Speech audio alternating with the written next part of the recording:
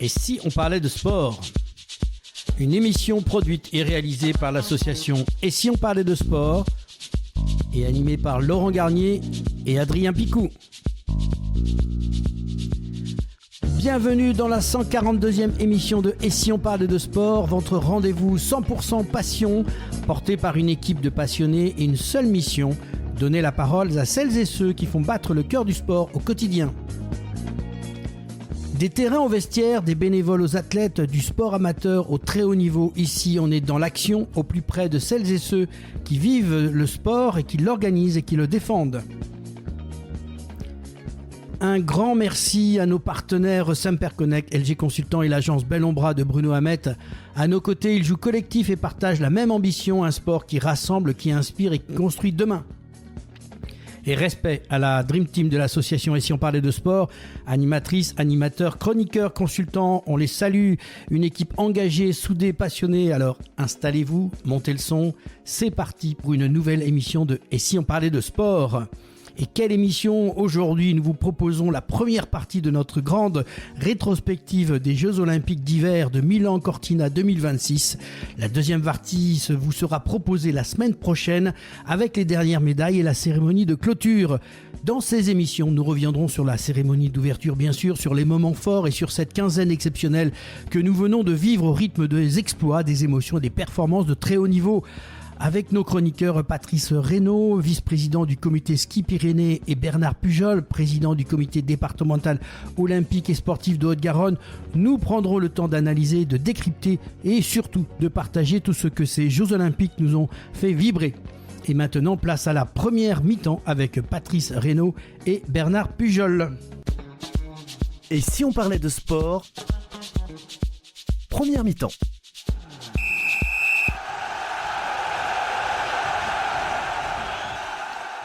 Et retour sur le plateau de Et si on parlait de sport, place à la première partie de notre grande rétrospective des Jeux Olympiques d'hiver de Milan-Cortina 2026. Nous allons revenir sur les 10 premiers jours de cette compétition du 7 au 16 février, marquée par une moisson impressionnante du biathlon français, l'éclosion éclatante de Mathis Desloges. En ski de fond, la médaille d'argent pleine de persévérance de Roman Miradoli, le bronze renversant de Perrine Lafont, ou encore le sacre flamboyant de Laurence Fournier-Baudry et Guillaume Cizeron en danse sur glace. Entre exploits, confirmation et frustration à quelques centièmes près, ces premiers jeux ont déjà offert un condensé d'émotions et dessiné les grandes tendances du sport tricolore. À nos côtés, pour analyser ces performances, Patrice Reynaud, vice-président du comité ski Pyrénées Occitanie, et Bernard Pujol, président du comité départemental olympique et sportif de Haute-Garonne. Mais surtout, ce sont deux passionnés de sport qui vont nous accompagner avec Adrien. Bonjour à tous les trois. Bonjour. Très heureux de vous accueillir pour cette rétro des Jeux Olympiques de Milan-Cortina. On va démarrer donc pour cette première journée. On se replonge quelques jours en arrière et nous sommes le samedi 27 février. Et déjà, des émotions, des confirmations, des surprises et des frustrations. La toute première médaille d'or de ces Jeux est tombée en ski alpin sur la mythique Stelvio de Bormio. Et c'est le Suisse Franjo van Halem, 24 ans, qui s'impose en descente. Une démonstration de maîtrise, Bernard. Oui, c'est parti fort. On attendait le grand Marco Dermat, de la même nationalité, mais il ne terminera que 4e. L'Italie en place avec Giovanni Franzoni et Dominique Paris sont sur le podium. Mais c'est bien Franjo van Halem qui, dans l'histoire, entre. Il gagne l'or olympique à 24 ans. Après un titre mondial, cela confirme un talent exceptionnel. Patrice ? Oui, alors côté français, ça a été beaucoup plus compliqué. Alors les Français étaient très attendus. Le seul qui a pu à peu près tirer son épingle du jeu, c'est Nils Allègre qui a été terminé 8e à 69 centièmes du podium. Les autres sont partis souvent à la faute ou sont un peu plus loin derrière. Alors effectivement, on savait que ça serait difficile, mais là, ça a commencé un peu dans le dur. Voilà. Bon, c'est que la première journée. Tout à fait. Alors après, on a dans ce premier jour, premier titre pour le pays hôte, Francesca Lollobrigida, Bernard, qui s'impose sur le 3000 mètres en patinage de vitesse. Une fin de course exceptionnelle pour devancer les favorites néerlandaises. Alors, Patrice. Oui, alors c'était pour l'Italie, c'était extraordinaire. Alors en plus avec un nom comme ça, on se faisait tous une idée, bien sûr. Oui, c'était j'imagine. assez extraordinaire. Voilà, donc, mais en fait, voilà, au-delà de ce qu'on pouvait s'imaginer, c'est vrai que c'était un personnage vraiment atypique et qui a fait une performance vraiment extraordinaire sur le 3000 mètres en patinage de vitesse.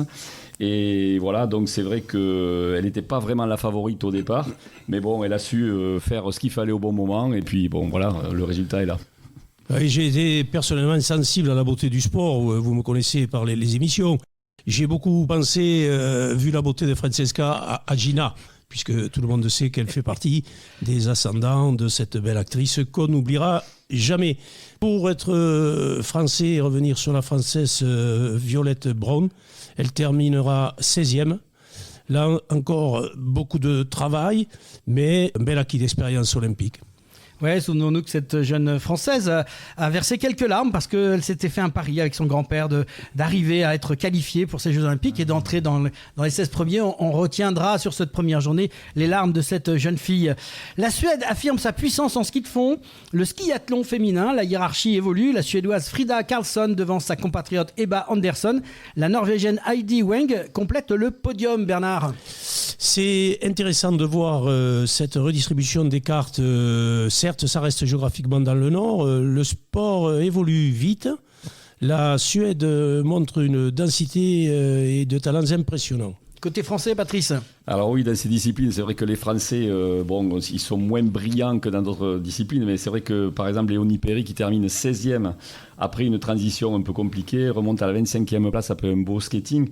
Donc voilà, elle est là, elle apprend, elle progresse, les Jeux c'est fait pour ça, donc et je pense que pour les Jeux 2030, ça sera que mieux. On va suivre ça. On passe du patinage de vitesse au patinage artistique avec les Bleus qui s'arrêtent là en patinage artistique par équipe. L'aventure s'arrête pour la France. Kevin Emos termine 6e du programme court et les Bleus ne se qualifient pas pour la finale. Oui, alors là c'est vrai que c'est assez cruel, c'est très difficile. Mais bon, la compétition olympique ne pardonne absolument rien et comme on dit, chaque point compte, effectivement, et c'est compliqué. On peut dresser un premier bilan pour cette journée. Patrice, pas de médaille française ? Non, des enseignements quand même, un sacre suisse évidemment sur le ski, un pays hôte déjà en or. Bon, ben eux, je pense qu'ils ont mis le paquet pour y arriver. Une Suède forcément dominante en or, mais bon, on peut penser que les autres nations vont se reprendre. Des stars qui répondent présentes, mais pas toutes, puisque côté français notamment, on attend des choses, mais bon, ce n'est pas arrivé. Et voilà, et certaines qui s'apprêtent à entrer en scène, et puis on va voir les jours suivants ce que ça va donner. Oui, les Jeux sont lancés, il y a une belle ambiance, il y a de la neige, tout est bien en place. Pas de cocorico aujourd'hui, mais ça ne saurait tarder, puisqu'on va vivre un intense épisode olympique. Et on passe à la deuxième journée de compétition. Et cette fois, les Bleus ont lancé la machine. Biathlon, l'or était attendu. Il est au rendez-vous. Direction Anterselva. Le relais mixte français était favori, champion du monde, vice-champion olympique. Et il a tenu son rang. Or olympique pour le quatuor tricolore, Bernard. Oui, nos deux leaders de Coupe du Monde citent M. Perrault et Mme Jamonot. Les deux sujets monstres d'expérience. Fillon-Maillet et Simon. La France a confirmé et maîtrisé son sujet, malgré quelques frayeurs au tir. C'est vrai que quand un Fillon-Maillet, il a fait 5 pioches, avec pas mal de tension, mais il maîtrise, jamais dans la panique, et l'équipe est restée dans le match tout le temps. Après, le duo féminin fait la différence, évidemment. Jean Monod, elle replace les Bleus en tête. Julia Simon, bon, elle est assez extraordinaire. Au niveau du tir, voilà, elle verrouille l'or devant l'Italie, l'Allemagne. La Norvège, tenante du titre, termine au pied du podium. Donc voilà, rien à dire, ça commence bien. On passe du biathlon au ski de fond, l'argent inattendu de Desloges. Et oui, ça c'est la grande surprise magnifique de la journée qui vient du ski de fond avec Mathis Desloges, 23 ans, qui décroche l'or sur le skiathlon. Premier jeu, première course, première médaille, historique. C'est la première médaille individuelle française en fond hors sprint aux Jeux Olympiques. C'est énorme, c'est une grande performance. Mathis a construit sa course intelligemment avec Hugo Lapalu. Les deux Français ont osé attaquer en skating. Et au sprint final, seul Johannes Klebe, le Norvégien intouchable que l'on connaît bien, le devance. Desloges s'offre ainsi en larmes à l'arrivée une très très belle performance. Oui, effectivement, c'est ça qu'on aime, l'émotion brute, des choses qu'on n'attend pas forcément et qui arrivent. Eux, ils croyaient en eux depuis les mondiaux l'an dernier, et là, ça confirme au plus haut niveau. Et on va suivre ces compétitions bien évidemment dans les jours qui viennent. Ski alpin, le drame de Lenslev Von qui depuis il y a eu ce moment terrible, 41 ans, retour héroïque, ligament croisé rompu une semaine plus tôt et elle s'élance en descente déterminée. Moins de 20 secondes plus tard, la chute. Oui, après c'est un choc effectivement pour tout le monde. Après, un choc aussi physique, parce qu'en fait, c'est pas du tout sa jambe qui a lâché. Elle a accroché la porte. Voilà, on le voit, elle a 15 cm un peu à l'intérieur, un peu trop près. Et elle est totalement déstabilisée. Et puis, bon, avec la fragilité qu'elle avait, je pense que ça n'a pas aidé. Et puis, voilà, le corps a ses limites. Voilà, donc, la victoire, quand même, revient à sa compatriote Brésil Johnson, devant une Allemande, Emma Escher, et l'Italienne Sofia Goggia. On ne peut qu'avoir du respect pour Von. À 41 ans, et en ski, 41 ans, ça compte dans cette discipline, et notamment la descente. À 41 ans, elle a voulu revenir et s'accrocher malgré sa rupture du ligament croisé. C'était déjà exceptionnel de se mettre au départ. Côté français, sans transition, journée plutôt discrète chez les dames. Oui, à suivre dans les jours qui viennent. Patinage de vitesse, la frustration de Lubino. Enfin, 5000 mètres en patinage de vitesse. Timothée Lubino, gros corpsman du monde cette saison, termine 5e. Un départ peut-être trop timide, un finish impressionnant, mais insuffisant pour le podium dominé par le Norvégien Sander Eitrem. Oui, alors c'est vrai que c'était vraiment... Alors lui, vraiment, on l'attendait, c'était vraiment impressionnant. Il finit à 2 secondes du bronze, bon, c'est terrible. Mais bon, il a encore le 10 000 mètres et les épreuves par équipe pour se rattraper. On peut citer aussi que les Pays-Bas n'ont toujours pas de médaille, alors que eux, ce sont les très grands favoris de ces Jeux dans le patinage. Et voilà, les supporters orange commencent un peu à trépigner. Pour le bilan de la deuxième journée, 2 médailles françaises, or en biathlon relais mixte, argent en skiathlon masculin, des émotions fortes. À noter le drame, on en a parlé, de Linsa Von, et pour ce qui nous concerne, des ambitions qui grandissent. Alors on continue notre parcours, notre rétrospective avec cette 3e journée de compétition qui arrive. On est le lundi 9 février. Une journée sans médaille pour les Bleus, mais une journée pleine de promesses, de frissons et d'espoir. Saut à ski, le frisson de Valentin Foubert. On commence par cette énorme sensation bleue du jour. 23 ans, révélation de l'hiver. Pour ses premiers jeux, il termine 5e sur le petit tremplin. Mais attention, après son premier saut, il était virtuellement sur le podium. Ah oui, alors Valentin, c'était, même si on n'est pas spécialiste du saut, puisque le saut, on le voit beaucoup quand même, souvent au jeu, puis après, ça se perd un peu dans les limbes, un peu de tout ce qui se passe au niveau du sport. Et là, il s'est vraiment envolé. On était tous admiratifs. 134 points au premier passage. On y croyait vraiment. Puis après, il y a plusieurs sauts. Donc au deuxième saut, il est un peu moins abouti. Il recule à la 5e place. Frustration pour lui, assez légitime, mais c'est déjà le meilleur résultat masculin français de l'histoire des Jeux. Et il n'a que 23 ans, c'est à souligner. C'est une performance énorme pour ce jeune homme. Il installe, comme tu viens de le dire, le saut français dans une nouvelle dimension. On passe au patinage artistique. Fournier, Baudry et Cizeron en mode or. Très belle prestation également en danse sur glace avec Laurence Fournier et Baudry et Guillaume Cizeron qui ont réussi leur danse rythmique formée seulement cette saison. Le duo améliore son record personnel avec 90,18 points. Oui, et surtout, il devance les champions américains qui étaient aussi les grands favoris, Schock et Bates, qui patinent ensemble depuis très longtemps. C'est un signal fort. Ils ont patiné tôt, en plus, ce qui est vraiment pas simple pour un sport noté comme ça. Et malgré tout, ils prennent la tête avant le libre de mercredi qu'on attend avec impatience. Impatience, oui. Clairement, l'objectif à Mire, c'est l'or. Ils ont l'avantage technique sur le programme libre. Il faudra confirmer. À 9 ans, tout ce parcours fait de ce couple nouveau, c'est admirable et c'est du très très haut niveau. Et qu'est-ce qu'ils sont beaux à avoir glissé. En combiné alpin, les hommes, la France nourrissait des ambitions avec Nice Allègre, solide en descente, Clément Noël en slalom. L'équation était séduisante. Allègre place le duo en 6e position après la vitesse, à 63 centièmes du podium. Oui, Nice avait fait le boulot, comme on dit. Il avait fait le bon travail.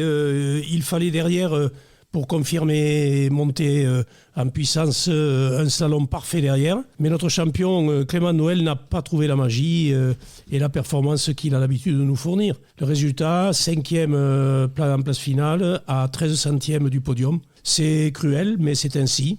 Les Suisses, encore lui, Von Allmen et Neff l'emportent. La Suisse est très impressionnante, décidément, dans ces jeux de Milan-Cortina. Patrice. Tout à fait, vraiment. Les Suisses sont vraiment très impressionnants sur ces combinés. Ils ont des hommes forts dans les deux disciplines. Et effectivement, 13 centièmes, c'est rien du tout. C'est un battement de cœur, c'est quelques centimètres. Mais bon, ça montre qu'on est dans le coup et que ça laisse espérer pour les autres disciplines. Alors, hockey sur glace, on enchaîne avec les Bleus qui grandissent. Alors, c'est terminé pour l'équipe de France féminine en hockey, pas de quart de finale, mais une progression qui a été quand même évidente, on l'a vu. Pas oublier que c'est des équipes qui arrivaient, c'était leur première compétition. Oui, alors après une entame compliquée, effectivement, pour les Françaises contre l'Italie, ils ont quand même poussé les Allemands aux prolongations, avec 45 tirs subis contre 14, donc il faut vraiment défendre fort. Mais elles sont venues ici pour apprendre, et elles ont appris, elles apprennent vite. Oui, tu as bien dit, c'est nouveau pour elles s'accrochent, elles apprennent avec les grandes nations et à domicile dans quelques années, l'expérience cumulée comptera énormément, on a beaucoup d'espoir.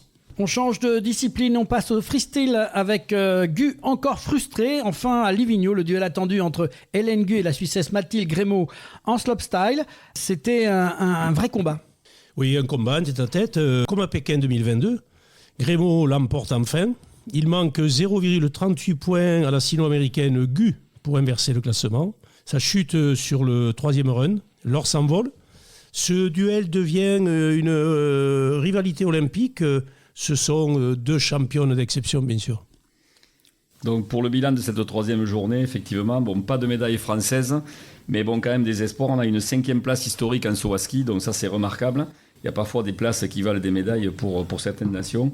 Un duo en danse sur glace avec une position idéale pour l'or. Un combiné alpin, pareil, à 13 centièmes du podium, hélas.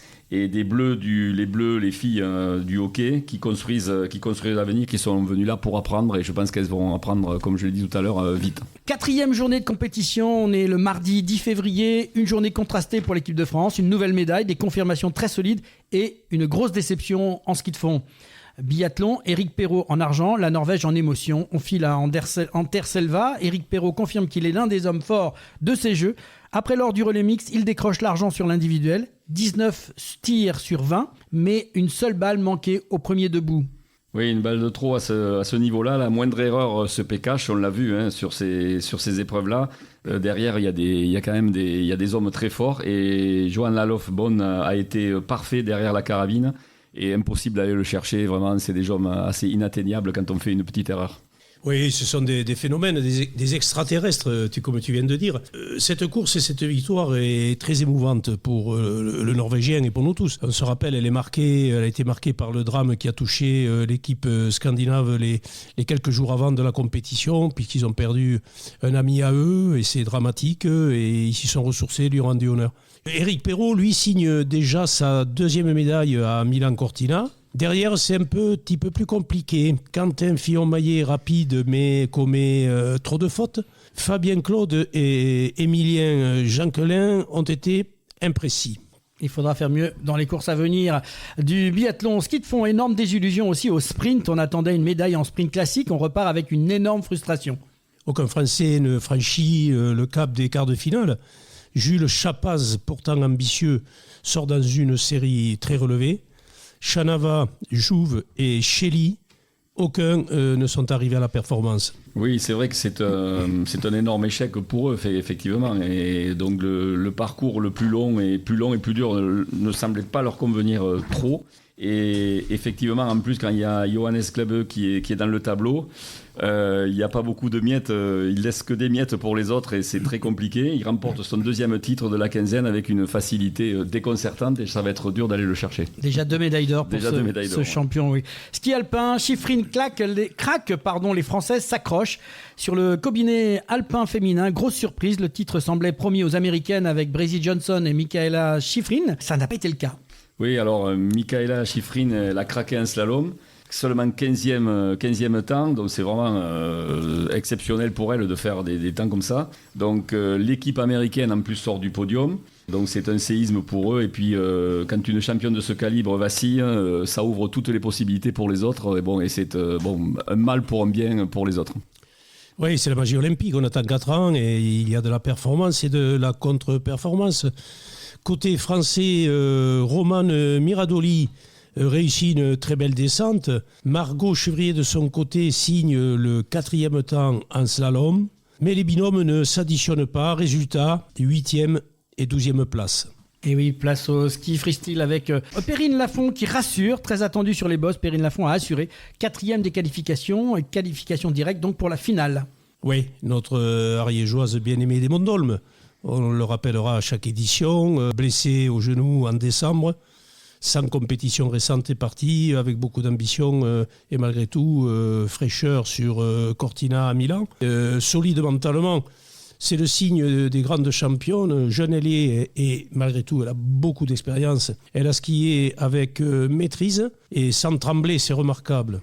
Oui, comme tu le disais, on peut souligner son expérience. En plus, elle avait arrêté 1 an. Là, elle revient d'une blessure assez grave. Donc, elle n'avait pas beaucoup de compétition derrière. Donc, elle gère très très bien son temps. Donc, notre pépette nationale, elle a fait une bonne surprise. Avec Camille Cabrol aussi, qu'il ne faut pas oublier, qui a fait 10e, également, qui sort également en finale. Donc on a 2 Françaises à finale, la pression monte. Effectivement, Perrine, elle a une expérience olympique énorme. Et donc, je pense qu'elle va savoir gérer ces moments pour peut-être nous offrir une médaille plus tard. Et on passe au patinage artistique avec une très belle soirée, une très belle prestation d'Adam Siaom Imfa sur le programme court. Oui, alors il a atteint son record personnel, plus de 102 points, si je me souviens bien. Il est 3e provisoire derrière de la grande star Malinine et Yuma Kagiyama. Il a patiné, libéré, confiant. Donc voilà, c'est exactement ce qu'il fallait faire. Oui, 9 points d'avance sur le 4e avant le libre. Kevin Amos est 7e. Là, clairement, une médaille est en jeu. Bilan de la 4e journée donc. Une nouvelle médaille française avec Éric Perrault, une pour Perrine Lafont en finale, puisqu'elle est déjà en finale. Un Adam Siaom Imfa en position idéale pour viser le podium, mais un sprint de fond totalement manqué. 5e journée de compétition, on passe au mercredi 11 février. Quelle journée pour l'équipe de France, 4 médailles, des émotions à l'appel, un titre flamboyant en soirée. Bref, un grand bleu sur ces Jeux avec le biathlon, le doublé royal Simon-Jean Monod. Direction Terre-Selva, l'individuel féminin nous promettait beaucoup. Il a offert un doublé historique. Julia Simon en or et Lou Jean Monod en argent. Ah oui, alors là, on peut dire magnifique. S'il y a une journée à retenir, je pense que c'est celle-là qui est vraiment extraordinaire. Pourtant, ce n'était pas une promenade. Julia Simon fait une faute, Lou Jean Monod en fait 2. Mais elles ont tenu mentalement. La Bulgare Laura Aristova complète ce podium qui est la surprise du jour avec un sans faute. Donc ça aussi, c'est remarquable aussi. Il n'y a pas que les Françaises. La Bulgarie qui pointe. Il faut regarder tout le monde. Simon, je fais parler la vitesse sur les skis. C'est vrai que quand elle est lancée, plus personne ne peut l'arrêter. Et Jean Monod qui confirme sa régularité exceptionnelle donc pour cette course. Ils vont super vite sur les skis. Oui, une dynamique, une excellente équipe de filles et des championnes qui tirent toute l'équipe. Il faut citer également Camille Bened qui termine 6e avec beaucoup de regrets. Également Justine Breza-Boucher qui, elle, a sombré au tir. 4 médailles en 3 courses pour le biathlon français depuis le début des Jeux. La moisson est lancée et espérons qu'elle soit abondante. On va continuer avec le ski freestyle avec une Perrine Lafont miraculée. Ascenseur émotionnel pour Perrine Lafont en bosse. 6e après la première manche de la finale. Elle se dirigeait presque vers la zone mixte avant un retournement incroyable. Oui, c'est pathétique. C'est du Verneuil, c'est du suspense, c'est du Hitchcock. Oui, on était devant les télés, on ne savait pas trop ce qui se passait. Oui, la manche ratée de l'américaine Giaccio la relance. Puis, en super finale, Perrine part la première et doit attendre la suite. Et jusqu'au bout, ça semble malheureusement lui échapper. Mais l'ultra favorite australienne Jacarra Anthony commet une faute. Perrine Lafont arrache le bronze sur le fil pour 0,20 points. Extraordinaire. Oui, c'est ça le sport. Et alors, pour revenir sur cet ascenseur émotionnel, comme tu disais, Ça a été vraiment un ascenseur émotionnel assez dingue, puisque voilà, il y a eu devant elle, il y a eu le doublé américain, une médaille olympique supplémentaire dans sa carrière. Bon, c'est vraiment immense, mais moi je dois dire que quelque part, on s'attendait à un petit miracle comme ça. On s'est dit, avec tout ce qu'elle a subi pendant la période inter-olympique, on s'est dit, bon, moi je sentais que c'était pour elle. Donc vraiment, chapeau, voilà, c'est pas une médaille volée, hein. C'est mérité, même s'il y a eu des événements particuliers. Et elle a versé sa petite larme, on l'a tous vu. Tout à fait. C'était un moment effectivement d'émotion. On passe au ski alpin dans cette journée avec Van Almen qui est en géant et Neil Agrel frustré. Super G homme, Neil Agrel s'élance, dossard numéro 1 et il réalise une course exceptionnelle.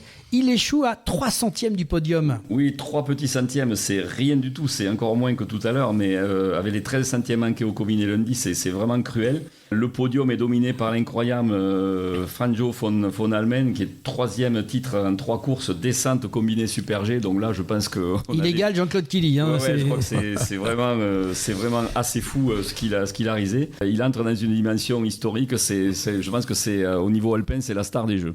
Oui, parce que c'est 3 médailles d'or sur une même édition. Hein, oui, tout à fait. Ouais. Combiné nordique, le Norvégien Jens Hofrebro au sprint en combiné nordique. Belle bataille dans la soupe, parce qu'il faut le dire, le terrain n'était pas terrible.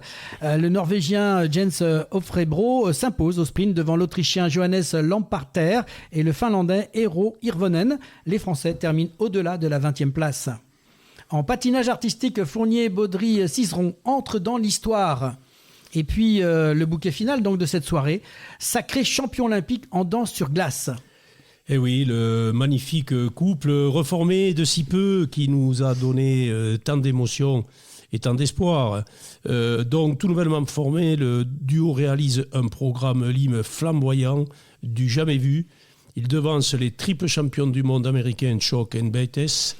Une performance pleine d'émotions, de maîtrise, de beauté et de grâce. Oui, en plus, Guillaume, donc, il devient le premier danseur sacré 2 fois au jeu avec 2 partenaires différentes, en 2022 et 2026 maintenant. Donc là aussi, c'est une page d'histoire du sport français qui s'écrit, avec une belle résilience de ces sportifs qui arrivent à s'adapter de manière très très rapide. Et c'est vraiment très inspirant, je pense, pour les jeunes générations, de voir que ça, c'est vraiment possible et réalisable. Tu veux dire par là qu'il faut qu'ils changent souvent de partenaire, non ? Peut-être pas, mais je veux dire que c'est possible. Alors, on va dresser le bilan de cette 5e journée avec Julia Simon, donc médaille d'or, Lou Giambono, médaille d'argent, Perrine Lafont, médaille de bronze, Laurence Fournier, Baudry et Guillaume Cizeron, médaille d'or. 4 médailles en une journée, un biathlon en feu, une championne miraculée, un alpin frustré mais combatif et une danse sur glace entrée dans la légende. Je crois qu'on peut résumer cette belle journée, 5e journée comme ça. Merci Bernard et Patrice pour cette première partie de vos analyses. Les Jeux de Milan Cortina continuent de nous offrir leur lot de passion et de drame et de succès. On se retrouve dans quelques instants pour la suite de cette rétrospective des Jeux Olympiques de Milan Cortina 2026. Ne bougez pas, retour rapide au vestiaire, on reprend notre souffle. À tout de suite dans Et si on parlait de sport ? Et si on parlait de sport, mi-temps.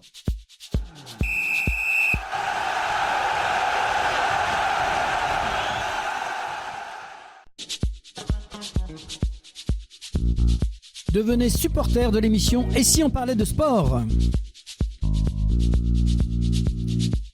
Depuis plus de 125 émissions, l'équipe de Et si on parlait de sport fait briller le terrain médiatique des sportifs, des entraîneurs, des dirigeants, des bénévoles, toutes celles et ceux qui font battre le cœur du sport au quotidien.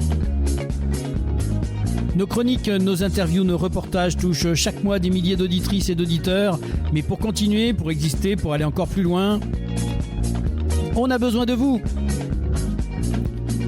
Pourquoi nous soutenir ? Parce que vous aimez notre ton vrai, nos sujets humains, nos valeurs fortes. Parce que vous croyez que le sport, ce n'est pas que la performance, mais l'esprit d'équipe, la passion, la proximité. Et parce qu'un média indépendant, ça se défend. Alors avec votre soutien, on peut continuer à produire chaque semaine, donner la parole aux acteurs du terrain et lancer de nouveaux formats encore plus forts. Alors rejoignez le club des supporters de l'émission. Ici, pas de minimum, pas de maximum. Chacun donne ce qu'il veut, ce qu'il peut. Un simple clic sur et si on parlait de sport.fr ou sur Hello Asso. Et bienvenue dans l'équipe. Allez, on compte sur vous. Devenez supporter de l'émission Et si on parlait de sport et faites partie de l'équipe qui fait vivre la passion du sport partout en France.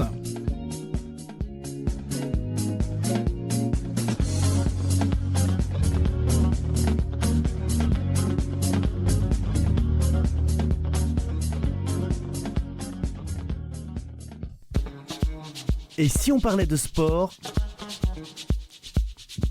Deuxième mi-temps.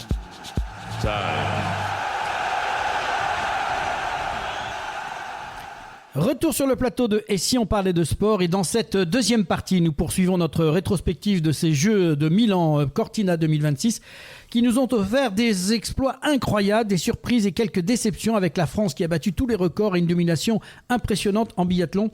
Avec Patrice Reynaud, vice-président du comité de ski Pyrénées-Occitanie, et Bernard Pujol, président du comité départemental olympique et de Haute-Garonne, nous allons poursuivre chaque journée, analyser chaque performance et célébrer les moments forts pour vous amener jusqu'à ce clap de fin de ces Jeux olympiques. Aujourd'hui, on prend du recul pour vivre ensemble les exploits, les records et les images qui resteront gravés dans ces Jeux historiques. Installez-vous, et si on parlait de sport, à mi-parcours, la France égale déjà son record historique de 15 médailles. On passe à cette 6e journée de compétition, le jeudi 12 février, et encore une journée riche en émotions, entre récompenses magnifiques, frustrations cruelles et confirmations éclatantes.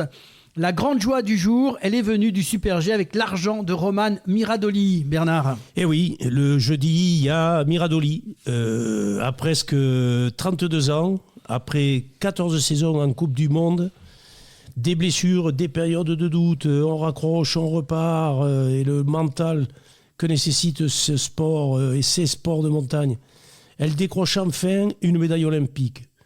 C'est une médaille magnifique. On parle souvent des jeunes prodiges, mais là, c'est la récompense de la persévérance, dirons-nous de la résilience. Elle part avec le dossard 15 sur une piste piégeuse. Avant elle, 17 abandons, faut-il le dire, et elle signe une descente d'engagement et de maîtrise. C'est du très très haut niveau mental, technique et à tous les niveaux. Oui, avec devant elle, il y avait l'Italienne Federica Brignone avec son casque si particulier que tout le monde a vu, avec le tigre. C'est un tigre qui fait, voilà, elle a l'écrou comme on dit, voilà. Donc championne olympique donc après une fracture de la jambe en avril dernier. Donc moi, ce qui me frappe, c'est vraiment la capacité de ces championnes. Il y en a beaucoup en fait, à revenir de loin. Federica Brignone qui s'est brisé la jambe et revient en janvier seulement. Derrière elle, il y a donc à 41 centièmes, comme on l'a dit, Roman Miradoli qui revient. C'est une vraie leçon de résilience très inspirante. Bon, comme on en voit parfois aussi en marathon, tu s'ouvres, tu tombes, mais tu reviens, tu te relèves et tu recommences. Voilà, une belle leçon sportive de résilience. Et une belle médaille pour nos Français médaille. En ski, quand même, c'est important. Aidan Cholet, au pied du rêve, en snowboard cross, l'émotion était tout autre avec Aidan Cholet, qui échoue, lui, au pied du podium. Oui. Longtemps en tête de la finale et malheureusement dépassé dans la dernière ligne droite. C'est terrible, la course est ignoble et elle est sans cœur. En course à pied, on parle de la ligne droite, tu viens de le dire, celle où tout peut basculer. Et là, c'est l'aspiration. Il mène toute la course et sur les derniers mètres, 3 adversaires le débordent. Sportivement, c'est cruel. Ouais, mais cependant, il faut quand même souligner le niveau français. Qui est vraiment très élevé, avec 3 tricolores en demi-finale. La victoire revient à l'Autrichien Alessandro Emerle, qui est devant le Canadien Elliot Grondin. Cholet lui parlait d'un moment horrible. Le sport de haut niveau, c'est aussi ça. Quelques centièmes qui peuvent changer une vie, effectivement. À quelques centièmes, on parle de vous, et puis l'autre côté, on vous oublie, et il va falloir refaire le chemin pour les prochains JO. Ok, avec l'apprentissage face à la Suisse, on passe au hockey sur glace. Et là, du côté des hommes, la France qui est invitée dans ce tournoi, on le rappelle, après la suspension de la Russie, s'incline 4-0 face à la Suisse. Oui, alors le score est lourd, effectivement, mais il faut replacer tout ça dans un certain contexte. La France, c'est quand même le petit poussé du tournoi face aux grosses équipes comme les États-Unis notamment et le Canada. Donc, et ces 2 buts dans les 5 premières minutes face à une grande nation, après c'est vraiment compliqué à remonter. Malgré tout, le gardien Antoine Keller qui réalise 39 arrêts, donc une grosse prise d'expérience là. Alexandre Texier parlait d'apprentissage. Voilà, c'est l'expérience olympique. On apprend parfois et la défaite fait grandir plus vite qu'une victoire. Et peut-être que pour les JO 2030, on va franchir des étapes et des échelons. Voilà, il faut leur construire des patinoires, nous disait-on l'autre jour ici autour de la table avec nos responsables de ligue régionale. Direction le ski de fond avec une Suédoise, Frida Karlsson, qui signe un doublé retentissant après son succès sur le skiathlon. Oui, retentissant, tu le dis, Laurent. Elle était 2 bons tons au-dessus. Sur le 10 km libre, elle met près de 47 secondes à sa première poursuivante. Elle la voyait à peine. Côté français, Léonie Perry, qui est de nouveau là, pour ses premiers jeux, termine 10e. Top 10 olympique, c'est une performance et c'est énorme. Elle a couru sans regret, elle a osé partir fort et ça laisse effectivement augurer de belles années devant. De là, on va passer à nouveau sur Lollobrigida et non pas Ginette, comme tu le disais tout à l'heure.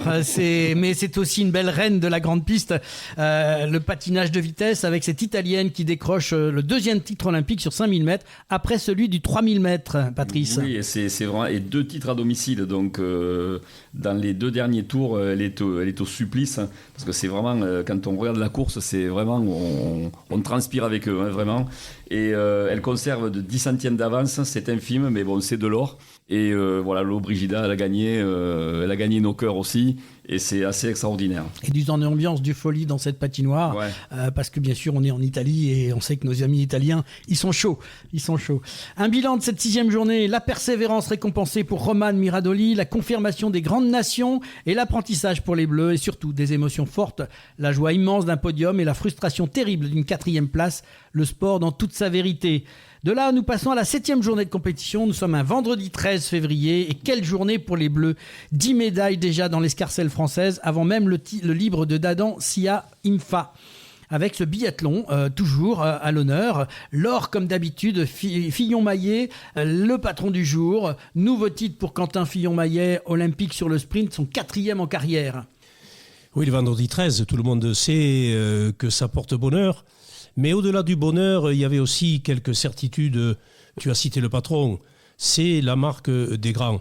Aux Jeux Olympiques d'hiver de Pyeongchang en 2018, où il était passé à côté, on parle de Quentin Fillon-Maillet, on est d'accord. À Pékin 2022, il avait déjà frappé fort. Et là, à Milan-Cortina, il continue d'écrire l'histoire, son histoire, impeccable au tir, rapide sur les skis. Il devance les Norvégiens Vetti Christiansen et Sturla Legret. Alors moi, ce que je retiens et ce qu'on aime, c'est sa sérénité. En fait, il disait, je savais exactement quoi faire, tranquille. En course à pied, quand tu es dans cet état-là, il dit, tout paraît fluide. Donc il est dans une maîtrise totale. Il arrive donc avec 7 médailles olympiques désormais, c'est énorme. Et Émilien Jacquelin, qui finit 4e malheureusement, et il fait 0 faute au tir. Donc ça aussi c'est remarquable et ça augure de bonnes choses pour la suite. Du biathlon, on va passer au ski de fond, toujours le vendredi, avec Desloges qui tutoie la légende. Autre immense performance, Mathis Desloges, 23 ans, 2e médaille d'argent avec le skiathlon. Et cette fois, il fait trembler Johannes Klebe. Oui, parce qu'il part 2 dossards derrière Johannes Klebe. Il revient sur l'état intermédiaire, il est devant aux 4 km et il termine à moins de 5 secondes. Donc c'est phénoménal ce qu'il a fait, vraiment phénoménal. Johannes Klebe décroche son 3e trick et Mathis Desloges est déjà son plus sérieux rival. Alors de là, nous passons au snowboard avec la grande désillusion pour nos Français, chez nos snowboardeuses françaises. Bernard. Oui, après les 4e et 5e places masculines de jeudi, on espérait une revanche de ces dames, mais aucune Française en finale. Chloé Trespech et Maja-Lee Lafrate-Dianiel sont sorties en quart. Julia Nirani Pereira et Léa Casta ont été stoppées en demi. Oui, de là, nous passons au patinage de vitesse avec Lubino qui était si proche à nouveau en patinage de vitesse. Il échoue au pied du podium sur le 10 000 mètres. Oui, alors Timothy, c'est quelqu'un en plus que je suivais bien parce que moi j'adore le patinage de vitesse. C'est quelque chose c'est vraiment impressionnant à regarder. Et puis physiquement, on voit des efforts exceptionnels. Et donc il est 4e à 3 secondes 72 du bronze. C'est vraiment cruel. C'est le meilleur résultat français cette licence depuis Alexis Contain en 2010. L'épreuve est remportée par le Tchèque Metodjek Jilek, qui a 19 ans seulement. Donc ça, il y a des phénomènes aussi. Sur 10 000 mètres, la gestion est vraiment essentielle. Il était dans le match pour le bronze avant de céder sur les 600 derniers mètres. Bon, parce que voilà, l'acide lactique monte et après tout devient une bataille intérieure. Ça devient très très compliqué. On sent qu'il a du mal à finir. Il avait du mal à finir. Ouais. On a bien vu ça. Patinage à nouveau artistique avec l'histoire en ligne de mire. Et ce soir, tous les regards sont tournés vers Adam Siao Imfa. troisième du programme court avec une vraie chance de médaille. Oui, une véritable chance. La dernière médaille, souvenons-nous, individuelle française, remonte à notre facétieux Patrice Candeloro aux Jeux Olympiques, bien sûr, d'hiver de Nagano en 1998. 28 ans d'attente, c'est peu, c'est court, mais c'est long également. Il a 4 quadruples prévus dans son libre. Face à lui, le japonais Yuma Kajiyama et l'américain Ilya Malinen, qui en tentent 7. C'est un défi immense. Mais les Jeux sont faits pour ça, de plus en plus loin, de plus en plus haut. Ce fut une soirée parfaite, télévisuelle, admirable, de la beauté, de la grâce de l'artiste et surtout de grandes performances pour entrer dans l'histoire. Et donc pour le bilan de cette 7e journée, Bernard, la confirmation donc d'un leader en biathlon, l'éclosion d'un immense talent en ski de fond et des déceptions qui rappellent la dureté du sport olympique. Nous allons passer à cette 8e journée le samedi 14 février, une journée contrastée pour les Bleus, du bonheur en biathlon, des frustrations en ski freestyle et un ski de fond totalement renversant. À jamais seul sur le podium. Commençons donc par ce biathlon. Les Françaises ont décidé de monter à 2 sur le podium minimum. Oui, exactement, avec les performances, encore une fois, de Julia Simon et Lou Jamono. Plus tôt dans la semaine, voilà que Océane Michelon et Lou Jamono donc, s'offrent l'argent et le bronze sur le sprint. Donc le biathlon français, il est déjà à 7 médailles, donc soit autant qu'aux Jeux Olympiques d'hiver de Pékin. Donc ça présage vraiment de choses assez exceptionnelles et assez extraordinaires. Donc Océane Michelon qui est impeccable au tir pour ses premiers jeux, elle échoue à 3 secondes de 7 de la Norvégienne Maren Kierkegaard, mais on espère qu'elle va se rattraper pour la suite. Elle pourra se rattraper. Ce qui est remarquable à son âge, c'est la maturité. Elle est amenée par un groupe de performance et de sérénité et de talent. Première Olympiade, tir parfait. Et on sait que la partie des tirs est très très difficile entre la fatigue, le mental, et c'est d'un stress de très haute intensité, une gestion propre. Il lui manque un peu d'énergie dans la dernière boucle néanmoins, mais elle s'installe immédiatement parmi les grandes. Et Lou Jamono continue sa moisson avec le bronze, malgré une faute au tir debout. On passe au ski freestyle avec Lafont, 2 fois frustré. Changement d'ambiance avec Perrine Lafont sur les bosses parallèles. Avec son bronze en bosse simple, elle termine 4e. Et avec des regrets, elle estime mériter davantage de points au ski. C'est la dure Loire des disciplines à jugement.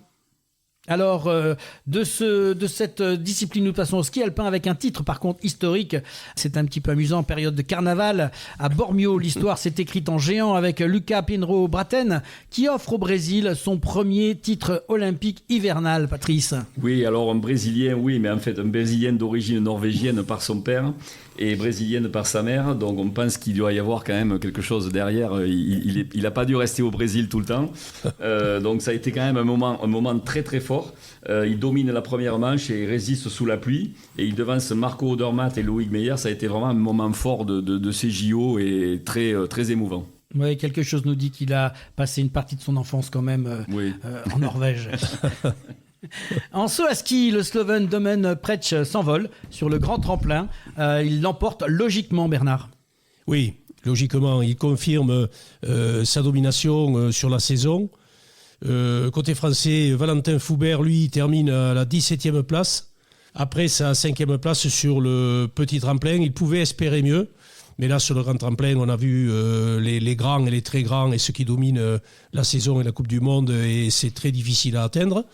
Mais tous les espoirs sont permis. Il a 23 ans, Valentin. Et je le disais plus haut, sa première expérience olympique, il apprend.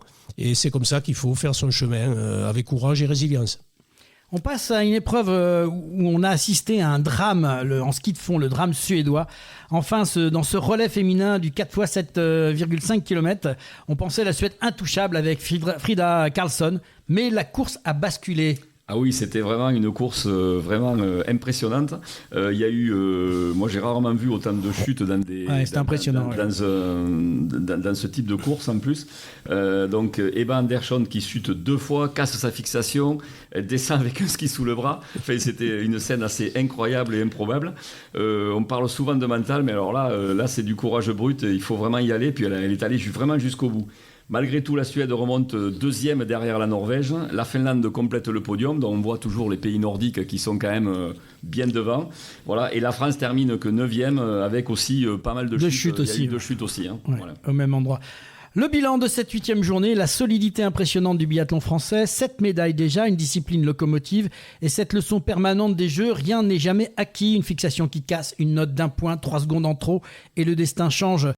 Nous sommes le 15 février, 9e journée de compétition, une journée dense, contrastée, entre records, médailles et frustrations. 3 nouveaux podiums aujourd'hui, mais un parfum d'inachevé flotte aussi sur ces Jeux. Ski de fond, les Bleus dans les traces de la Norvège. On commence par ce ski de fond et le relais masculin en argent. Les Français rêvaient de bousculer l'ogre norvégien, emmené par Johannes Klebe. Ils n'ont pas fait trembler la Norvège, mais ils ont affirmé leur statut, Patrice. Ah oui, ça pour affirmer le statut, ils l'ont fait avec au départ Théo Chély et Hugo Lapalus qui ont parfaitement lancé la course en classique avant que le prodige, celui que Mathis Desloges qui dynamite le peloton en skating, c'était phénoménal à voir. Victor Lovera conclut le travail avec bien sûr le gros travail qui avait été fait avant. Médaille d'argent à 22 secondes. Avec Klebe comme adversaire, c'est quand même, je pense que c'est difficile. Un exploit exceptionnel, c'est difficile. Ouais. Oui, ça reste très élevé. Ce qu'on a pu aimer, ce que j'ai aimé personnellement, c'est l'attitude individuelle et collective.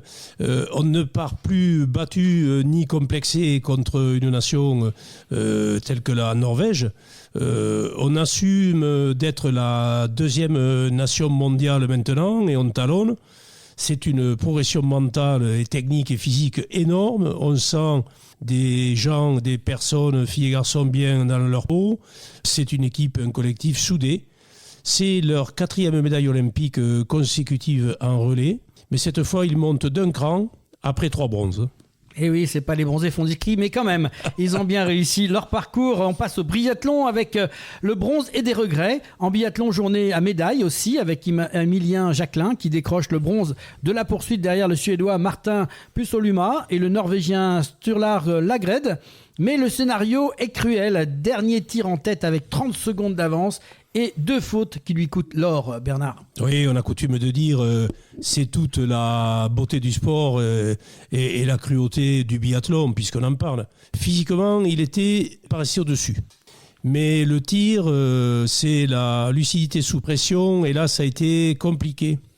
Ça se joue à un battement de cœur, c'est très très peu de choses. Et malgré tout, c'est une moisson historique. 8 médailles pour le biathlon français, déjà un record. Alors 8 médailles, oui, mais presque 9 on peut dire, parce qu'on peut aussi saluer Martin Fourcade qui récupère officiellement sa 6e médaille d'or olympique en 2010. Alors c'est vraiment très fort symboliquement, parce que, pas uniquement pour la discipline, mais pour le sport entier, parce que tricher c'est pas bien. Donc je pense que là on montre bien que même 15 ans ou 16 ans après, on remet les pendules à l'heure, et je pense que ça fait beaucoup de bien. En revanche, chez les femmes, un peu de frustration. Océane et Lou Jean Monod, partis 2e et 3e, et sortent du podium après des fautes de tir. 4e et 5e, on la met en tremblée, malheureusement, c'est dommage, mais on espère qu'elles vont continuer dans leur lancée. Un peu de pression sûrement chez les deux skieuses. Snowboard cross avec sauver l'honneur. On attendait beaucoup des Bleus. Finalement, seule la nouvelle épreuve par équipe mixte sauve la mise. Le bronze pour Lohan Bozolo et Léa Casta. Patrice. Oui, c'est une médaille qui fait du bien, parce que on a vu les résultats qu'il y avait qui étaient pas top tout à l'heure, mais on va pas se mentir, les ambitions étaient quand même bien plus élevées. Lohan Bozolo fait un run exceptionnel. Derrière, Léa Casta s'accroche. On sent qu'il manque malgré tout un petit quelque chose cette année. Il y a quelque chose qui coince. Et le snowboard français est vraiment capable de mieux. De là, on va passer au ski alpin avec le triomphe de Federica Brignone. Moment fort aussi dans le ski alpin avec ce doublé exceptionnel de l'italienne Federica Brignone. 10 mois après cette grave blessure, elle s'offre le géant après le Super G, Bernard. Oui, la performance, le pathétique, les blessures, on en parlait, les sports d'hiver, toutes les disciplines des sports d'hiver sont des disciplines très difficiles où il faut s'entraîner fort et où la blessure n'épargne personne. Et quand on voit les sportifs revenir après d'aussi graves blessures en si peu de temps, on ne peut se reconstruire physiquement, mentalement et dominer ainsi. C'est magnifique, c'est l'histoire des Jeux. Et avec la manière de plus, Federica Brignone, qui est magnifique, une belle italienne avec une équipe d'Italie qui a vraiment mis tous les moyens à domicile pour rivaliser. Elle a relégué ses rivales à plus d'une demi-seconde alors que 10 skieuses se tiennent à 3/10. C'est impressionnant. Côté français, la journée fut compliquée. Doriane Escanet est 22e. Clara Diriès est éliminée. Oui, alors juste pour rajouter quelque chose, on peut citer quand même que Doriane Escanet, qui est de chez nous à la base, elle s'est entraînée à Font-Romeu. Moi, j'ai écouté un peu ce qu'elle a dit un peu à la fin de son parcours là. Et elle était quand même un peu dépitée parce qu'elle s'était beaucoup entraînée, elle espérait beaucoup mieux et je pense qu'elle vaut beaucoup mieux que cette 22e place. Bon, j'espère que pour le futur, ça augure de bonnes choses. Elle apprend, comme on dit. Oui, elle apprend. Hockey sur glace, le retour brutal au très haut niveau. La France retrouve les Jeux pour la première fois depuis 2002 et on découvre la marche qui sépare l'élite mondiale. Oui, alors une défaite 10-2 contre le Canada quand même, après déjà 2 revers face à la Suisse et la République tchèque.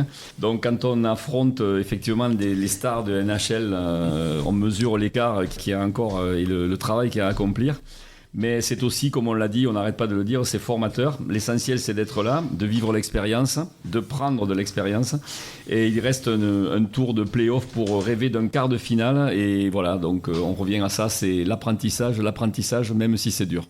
Oui, l'adage ne ment jamais.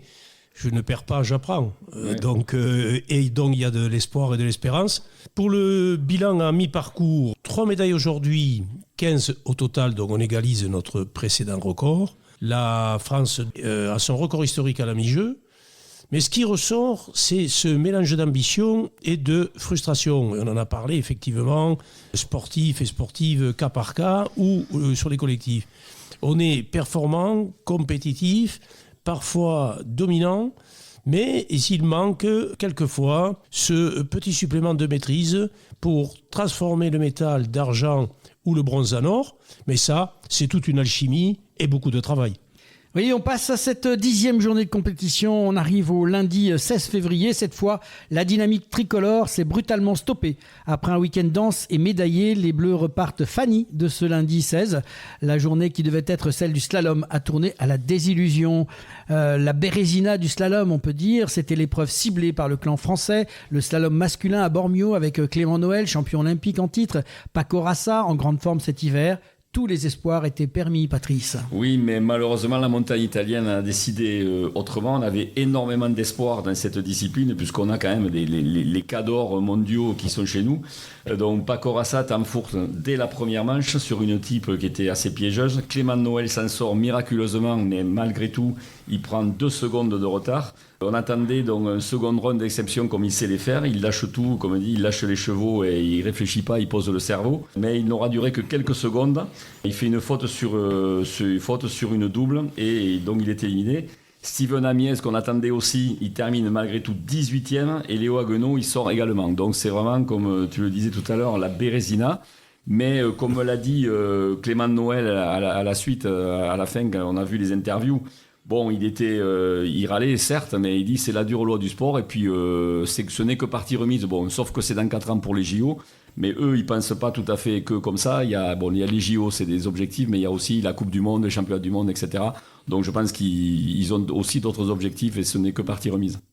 Oui, ce lundi 16 février, c'était le jour des coiffeurs, quoi. On n'était pas là. C'était fermé. Et comme tu viens de le dire, ça se passe à peu de choses, ça se passe à un détail. Et puis, les jeux, il faut être là au bon moment. Le centième, le millième, la faute, c'est un échec collectif. Et ce qui frappe, c'est que ce sont les mêmes difficultés techniques qui ont piégé les Français. En slalom, tout va très vite.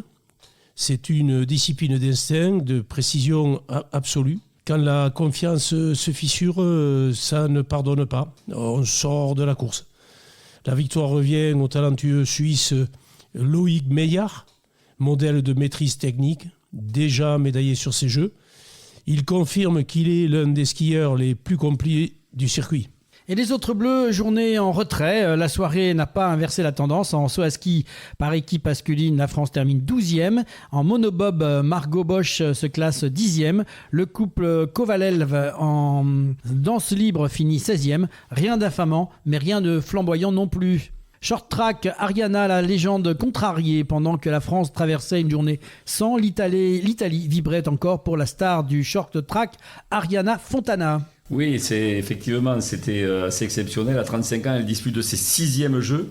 Médaillée d'argent, médaillée à Turin en 2006.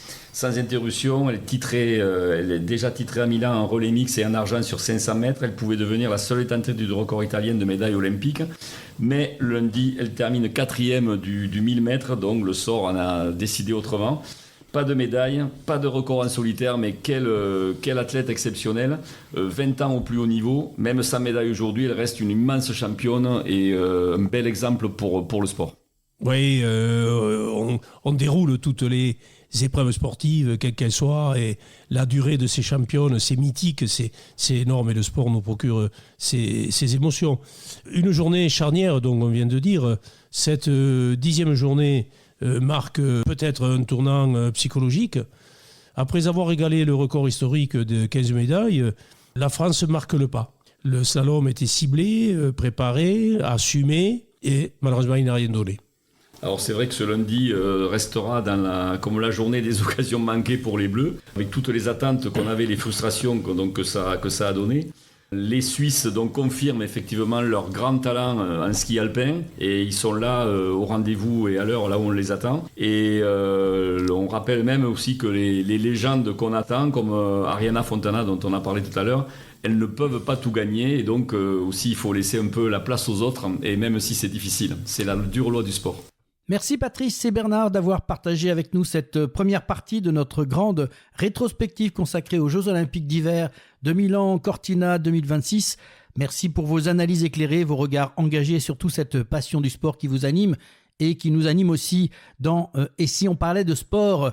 Ces Jeux nous rappellent combien l'olympisme dépasse la simple performance. C'est un moment d'histoire, un carrefour d'émotions, un espace de rencontre entre les femmes et les hommes du monde entier. Pendant ces 10 premiers jours, nous avons vibré, douté, célébré, parfois souffert, mais toujours partagé. Et cette histoire n'est pas encore terminée. On se retrouve bien sûr la semaine prochaine pour la deuxième partie de cette rétrospective, les dernières médailles, les ultimes frissons et la cérémonie de clôture qui viendra refermer cette quinzaine italienne. Car une flamme s'éteint, mais une autre s'allume déjà. Et dans cette émission numéro 143 de « Et si on parlait de sport », nous vous proposerons également une présentation des Jeux paralympiques de Milan-Cortina qui débuteront le 6 mars.